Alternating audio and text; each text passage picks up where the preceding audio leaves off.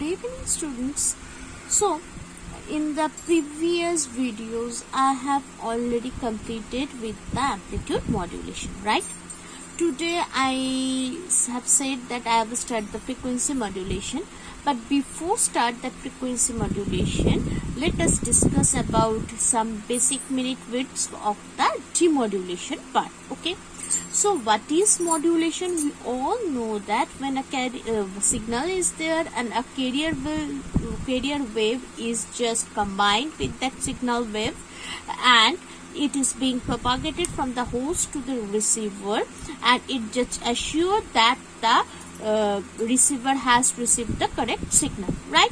So this is basically the modulation, and basically it is the amplitude modulation because the original signal wave is combined with the carrier wave and its amplitude is just increased, right? Okay. So now what is demodulation? Now our receiver has received the signal which is basically the combination of the receiver carrier wave and the signal wave, right? Now we need to do the apart or the distinguish or separate the carrier wave and the signal wave, right? So therefore, for this separation process of the original signal wave from the carrier wave is known as the demodulation. So this demodulation is performed with some specific stages, right? So let us discuss that stages. Okay. So for modulating part, receiving antenna will be there.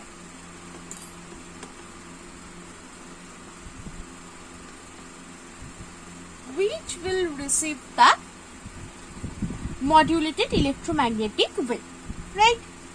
Next, an amplifier will be there. What is an amplifier? Amplifier is a part which basically amplifies a signal, right? So, later on amplifier will be there, right? So, what will be here? After it received by the antenna, after the modulating wave is received by this antenna, it becomes alternating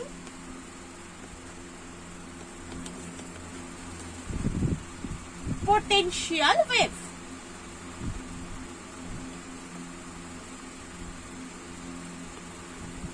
Okay. As this alternating potential wave is received by this amplifier, the output this amplifier will be the amplified wave, right?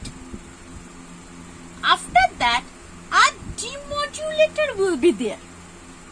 So this is your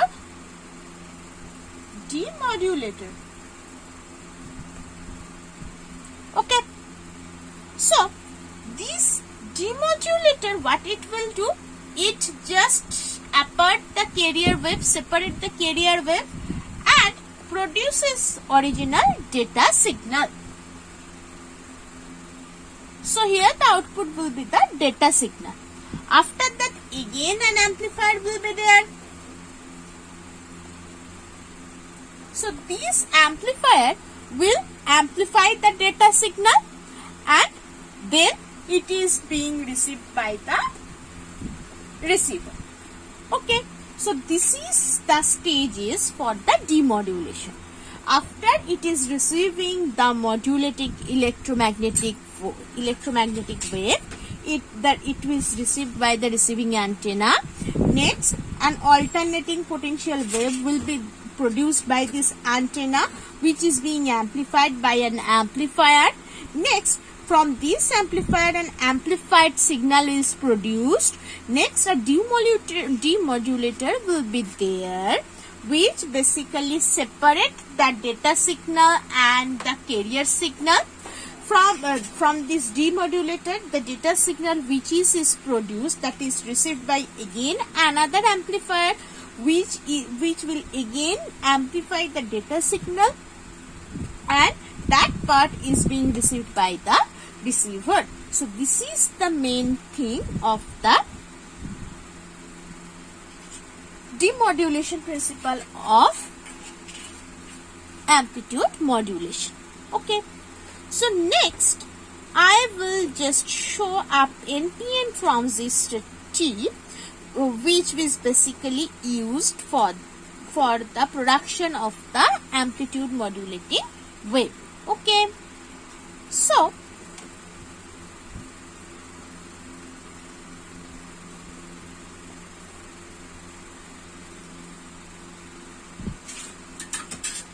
this is your base, from base to emitter. So this will be your emitter, this will be your collector.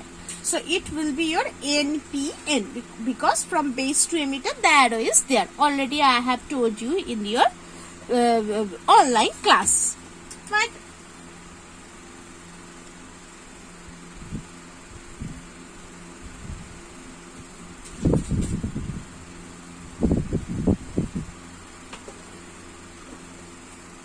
So this is a basic transistor, NPN transistor, which basically produce the amplitude modulation.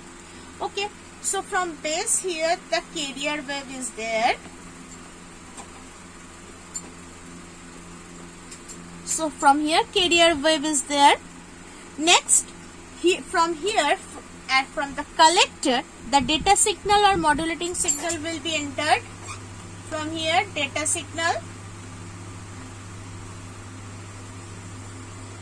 And this output is basically produced the amplitude modulated wave.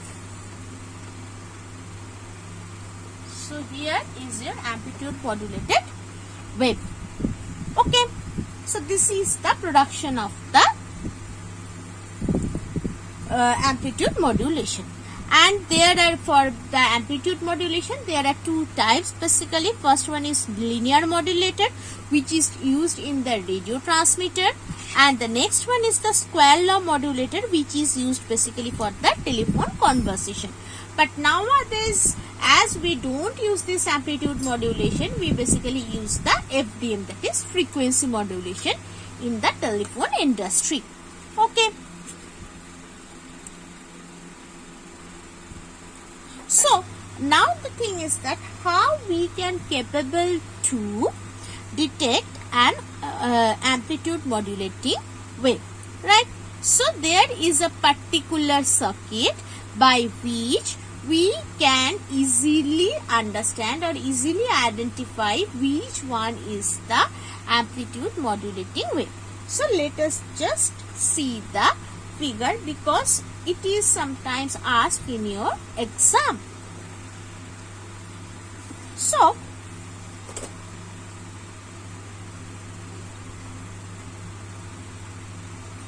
a diode is there and a capacitor is there, and resistance, here another capacitor,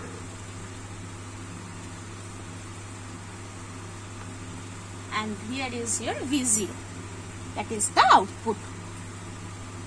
Okay, so here is your AM, that is amplitude modulating wave. Here is your diode, here is one capacitor, here is another capacitor, here is R. So basically here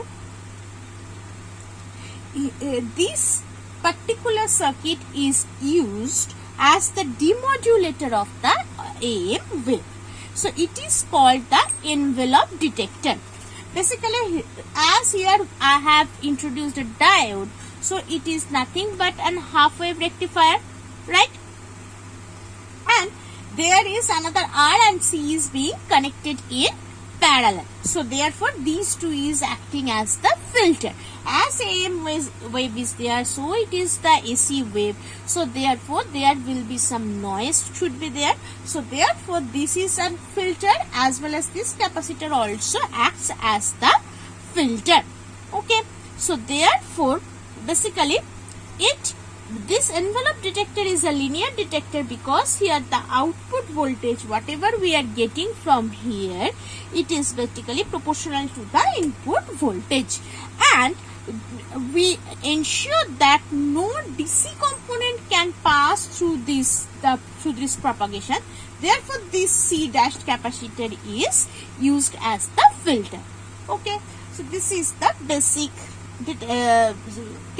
basic circuit for the modulation part. Okay, so I need to tell you these things before I will continue for the frequency modulation part. So in the next video I will continue with that. Okay, thank you.